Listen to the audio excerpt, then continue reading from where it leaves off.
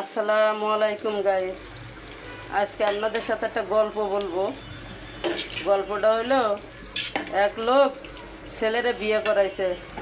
তা বিয়ে করাইছে মতন বউ আগে ভাগে রান্না করে খাইয়ে ফেলায়। মানে শ্বশুরই কইতেছে না, এই বউ তো রাখা যাবে না।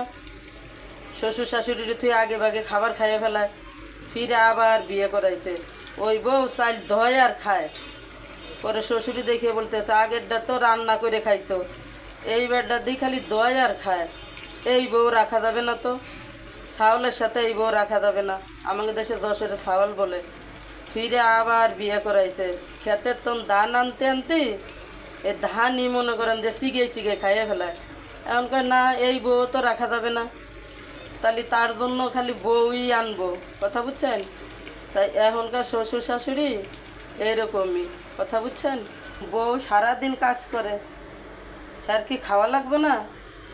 এর জন্য মনে করেন যে একে একে 3 বউ তার শালের কাছ থেকে বিদায় দিয়ে দিছে। আমাদের দেশের ভাষা বলে সাওয়াল, যশোরের ভাষায় সাওয়াল বলে। কথা বুঝছেন? এর জন্য আপনাদের সাথে গল্পটা আমি শেয়ার করলাম। আমি অনেক গল্প জানি, আপনাকে একটা একটা করে শেয়ার করব। গল্পটা যদি ভালো লাগে শেয়ার, লাইক, কমেন্ট করেন।